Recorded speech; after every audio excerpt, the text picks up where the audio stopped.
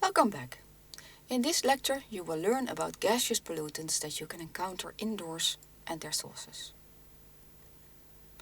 Besides particles, also a whole range of gaseous pollutants can be found in the air indoors. The gaseous pollutants can be divided into organic and inorganic gases. Ozone, carbon dioxide, carbon monoxide, nitrogen oxides, and radon gas are inorganic.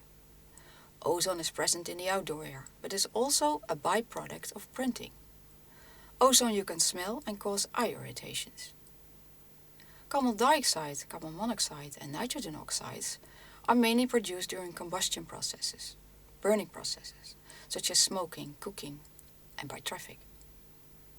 Nitrogen oxides have been associated with chronic respiratory diseases, and carbon monoxide, a colorless and odorless gas, can be poisonous. Radon gas is a radioactive gas coming from the natural decay of uranium. Uranium can be present in the ground, soil, and after decay, radon can end up in groundwater. But radon gas can also be released from construction materials made of soil and stone, such as brick, concrete, and natural stone. Radon is a noble gas, which decays in other radioactive compounds, radon daughters, that can attach to airborne particles. When you inhale those particles, these can reach your lungs, where the emitted radiation can damage the lung tissue. The second category of gaseous pollutants is organic gaseous pollutants, which are named volatile organic compounds, VOCs. VOCs are categorized into 4 groups, according to their boiling points, that is the temperature at which they start to evaporate. The lower the boiling point, the more volatile. Formaldehyde, emitted among others by fiberboard, is for example a very volatile organic compound, a VVOC. Evaporates easily, a compound that has been widely studied because of its health effects. Phthalates that are used in vinyl flooring materials and some paints are belonging to the SVOCs, the semi-volatile organic compounds. SVOCs have a relatively low vapor pressure and therefore tend to occur at lower concentrations in indoor air than the more volatile VOCs.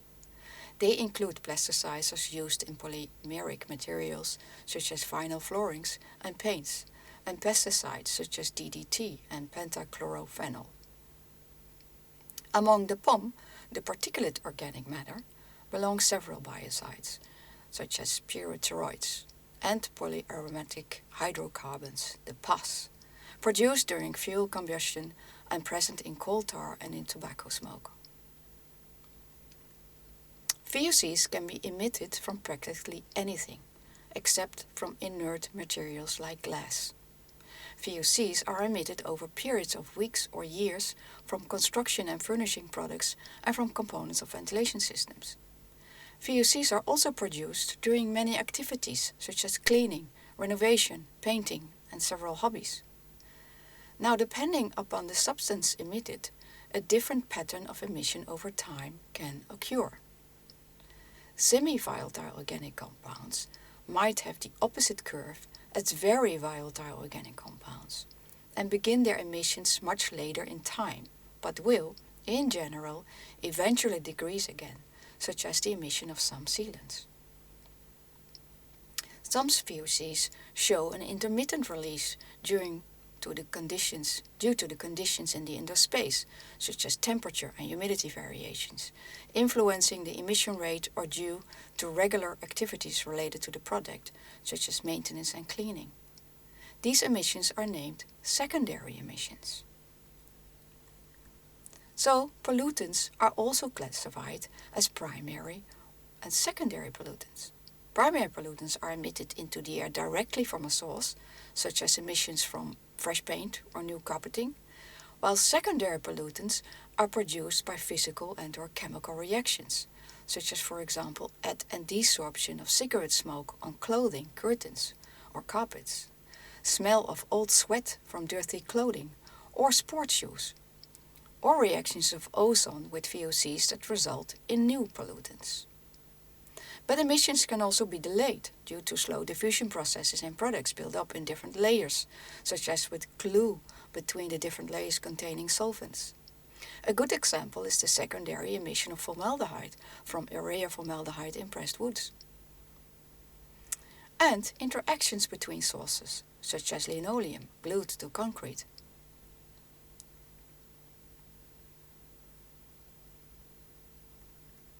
Some VOCs you can smell. In other industries like the perfume, the wine and the food industry, but also the car industry, they are aware of that. See here an example of a sniffing expert to a steering wheel to detect whether it smells of sweat acquired during the production of the car. But also, in the indoor environment, panels of trained or untrained persons have been used to assess the emission of different materials, and even components of heating, ventilation and air conditioning systems, also shown here.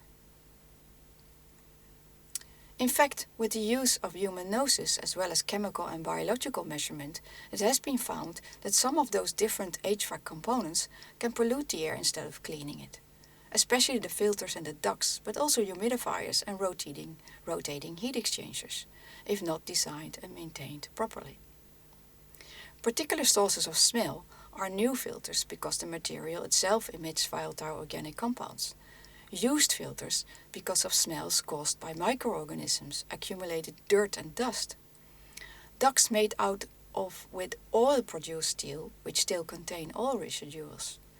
And rotating heat exchangers because they can transport pollutants from the supply to the return site when in use. To summarize this lecture, gaseous pollutants can be divided into organic and inorganic gases. Their sources and health effects are diverse, ranging from just annoyance to serious diseases and disorders. Some gaseous pollutants you can smell. Panels of persons have been used to assess the odor from both construction materials and furnishings, as well as components of heating and air conditioning systems. Thank you for your attention.